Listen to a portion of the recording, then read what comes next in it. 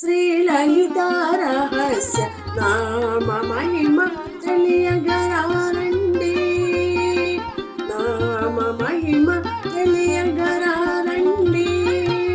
శ్రీలలిత రహస్య నామ మహిమ తెలియగరారండి.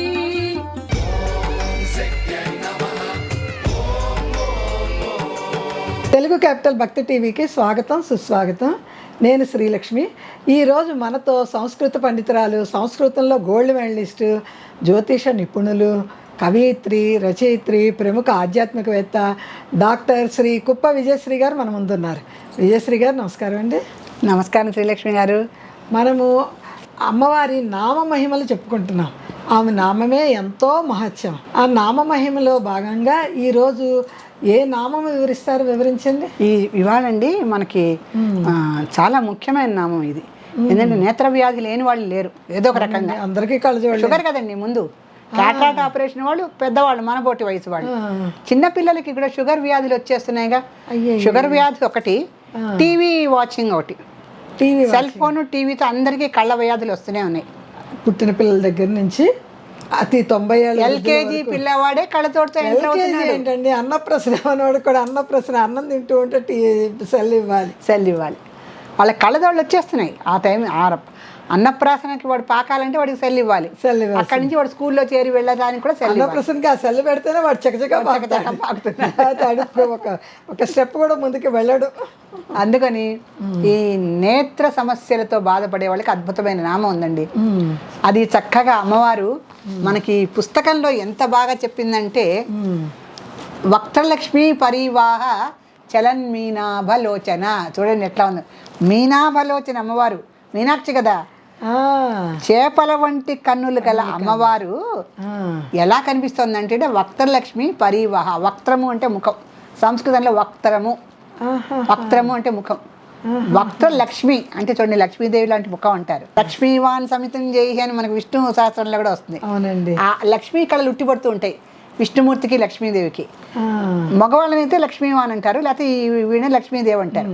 లక్ష్మీదేవిలో ఎందుకంటే ఆ లక్ష్మీదేవి కళ ఉట్టిపడుతూ ఉంటుంది వాళ్ళు.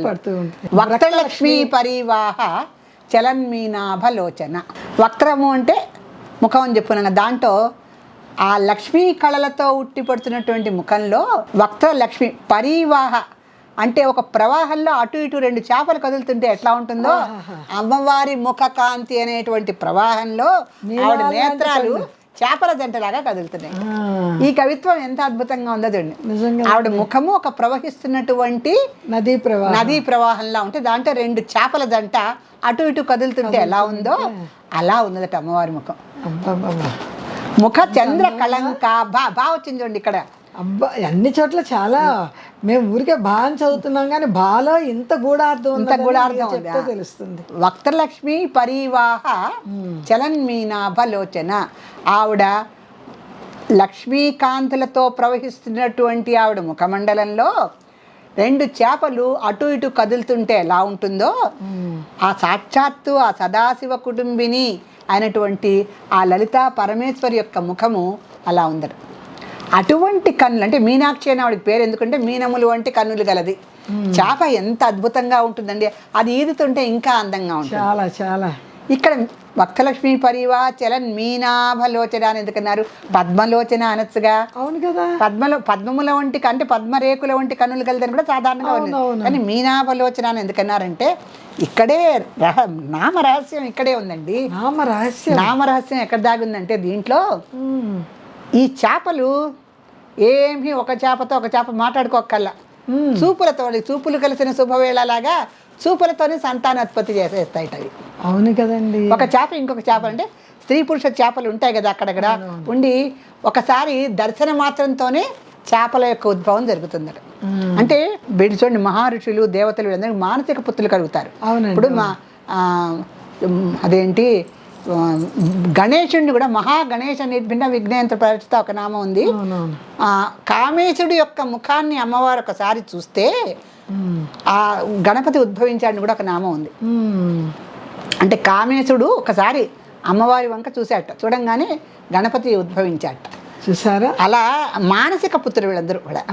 అందుకని అంటే ఇక్కడ అమ్మవారు అయ్యవారి వంక చూసినా, అయ్యవారి అమ్మవారి వంక చూసినా అక్కడ పుత్రజననం అనేది కలుగుతుంది. పుత్రజననం అంటే మానవుల్లాగా యోని సంభవులు కారు వాళ్ళు, మానసిక పుత్రులు. అలాగే ఈ గణపతి ఉద్భవం ఎలా మానసికంగా జరిగిందో శివపార్వతులకి ఇక్కడ అదే అంశ కదా మరి ఇప్పుడు మనం చెప్పుకుంటున్నది. పార్వతీదేవి అంశతోనే కదా మనం చెప్తున్నది. ఇప్పుడు ఈ లలితాదేవి ఎటువంటి కన్నులు కలది అంటే చలన్మీనాభలోచన, చక్కగా చెలిస్తున్నటువంటి చేపలు ఎలా ఉంటాయో అటువంటి కన్నులు గలది. మరి ఆమె భూమండలం అంతా చూడాలి కదా, అంత చలించాలి ఆ కన్నులు. భూమండలం కాదండి, 14 భువన భాండాలు, అనేక కోటి బ్రహ్మాండ జనని అమ్మవారు, అనేక కోటి బ్రహ్మాండ, అన్ని కోట్ల బ్రహ్మాండాలన్నీ ఆవిడ చూడాలంటే ఆవిడ చెరించే నేత్రాలే. ఎంత చూస్తూ ఉండాలి ఆమె కళ్ళు. ఒక చోట పెట్టి కూర్చొని మనలాగా ఇలా కళ్ళు ముసుగు కూర్చున్న లాభం లేదు. ఆవిడకి లోలాక్షి అని పేరుంది. లోలము అంటే పెండిలో ఇట్లా కదులుతూ ఉంటుందండి, అటువంటి అచ్చుడి కలది. అంటే పెండిలో ఇటు ఇటు ఊగుతున్నట్టుగా లోలాక్షి, లోలకల్లాగా కదులుతున్నటువంటి కన్నులు గలది అని లోలాక్షి. ఎంత అద్భుతం అండి. లోలాక్షి, మీనాక్షి, కామాక్షి, పద్మాక్షి, ఎన్నో పేర్లు అమ్మవారికి. ఇక్కడ మీనాక్షి అన్నాడు కనుక ఈ చేపలు సంపర్కం లేకుండానే సంతానాన్ని ఎలా ఉత్పత్తి చేస్తాయో అమ్మవారు కూడా అంతే. ఆవిడొక్కసారి ఇలా విహంగ వీక్షణం చేస్తే చాలు సంతానోత్పత్తి కలుగుతుంది. అంటే సంతానం లేనటువంటి స్త్రీలకి కూడా ఈ నామం చాలా పనికొస్తుంది. ఎందుకంటే అమ్మవారు మీనాక్షి నేత్రాలతో అంటే ఒక మీనములు వంటి కన్నులతో ఒక్కసారి చూస్తే చాలు మనకి సమస్తమైన అనుగ్రహాలు కలుగుతాయి. ఆవిడ ప్రత్యక్షమై ధూపదీప నైవేద్యాలు ఇవన్నీ అక్కల్లా దర్శన మాత్రం చేతే అనుకుంటారు, కానీ భావన మాత్ర సంతుష్ట. అమ్మవారిని ఒకసారి ఈ నామం వక్తలక్ష్మి పరివాహ చలన్మీనాభలోచన అనే నామంతో మనం అంతర్ముఖంగా ఆవిడని దర్శిస్తే చక్కగా ప్రవహిస్తున్నటువంటి కాంతి ముఖంలో మీనాక్షి చేపల వంటి కన్నులు గల అమ్మవారు చక్కగా మనకి దర్శనం ఇస్తోంది అనేటువంటి భావన కలిగితే మన నేత్రాలకు ఎటువంటి జబ్బులు రావండి. భావన మాత్రం సంతుష్ట. ఇంకోటి దీంట్లో సులోచన విద్య అని ఒకటి ఉంది. సులోచన విద్య పేరే సులోచన. సులోచన అంటే చక్కటి కళ్ళు. చాలా మంది పేర్లు ఉంటాయి సులోచన అని. సులోచన విద్య అనేటువంటి ఒక మంత్ర రహస్యం దీంట్లో రాగుంది. సులోచన విద్య దీంట్లో రాగుంది. సులోచన విద్య కూడా ఉందండి. సులోచన విద్య ఉంది. సులోచన అంటే ఒక విద్య పేరు సులోచన. అది నేత్రాలకు సంబంధించింది. నేత్ర అష్టావధానాలు చేసేవాళ్ళు ఉన్నారు కదా, నేత్రావధానాలు చేసేవాళ్ళు ఉన్నారు. వాళ్ళు నోటితో పద్యాలు చెప్పరు. మన గరికపాటి వారు చక్కగా 1000 పద్యాలు చెప్పినట్టుగా అలా కాకుండా నేత్రావధానం కూడా వారు చేయగలరు. అలా నేత్రావధానం ఎవరైతే చేయగలరో వాళ్ళకి అమ్మవారి కటాక్షం ఉన్నట్టు. ఎందుకంటే మీనాక్షి కదా ఆవిడ. కొందరు చూడండి కళ్ళతోనే మాట్లాడు 1000 మంది ఉండండి, 1,00,000 మంది ఉండండి, ఆ కళ్ళ భాష వాళ్ళకే తెలుస్తుంది. ఆ కళ్ళతోనే మాట్లాడుకుంటారు. అదే మనకి చెప్పా కదా, చూపులు కలిసిన శుభవేళలాగా ఆ కళ్ళతోనే మాట్లాడుకుంటారు వధూవరులు ఇద్దరు కూడా. అలాగే సో ఈ రకంగా ఈ నామంలో వధూవరులు, అక్క చెల్లెళ్ళు అందరూ ప్రేమ గల వాళ్ళందరూ కళ్ళతోనే మాట్లాడుకుంటారు. ఇది పాయింట్. ప్రేమ గల వాళ్ళందరూ కళ్ళతోనే మాట్లాడుకుంటారు.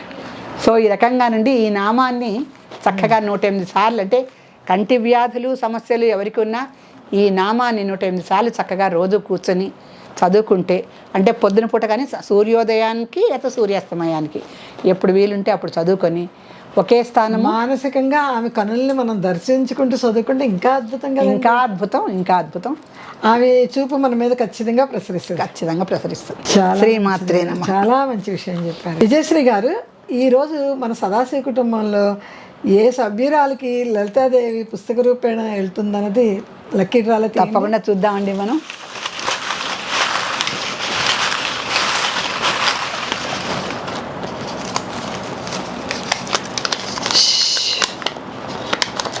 పి పద్మజ అడిగ్మేట్ అండి. ఇవాళ రోజున అమ్మవారి పుస్తకము ఏంటంటే పి పద్మజ అడిగ్మేట్. చాలా పద్మజ, నువ్వు అమ్మవారి అనుగ్రహానికి పాత్రాలు అయ్యావమ్మా. లాటరీలో నీ పేరు వచ్చింది, నువ్వు చాలా అదృష్టవంతురాలివి. త్వరలో యాజమాన్యం వారు నీకు పుస్తకాన్ని అందజేస్తారు.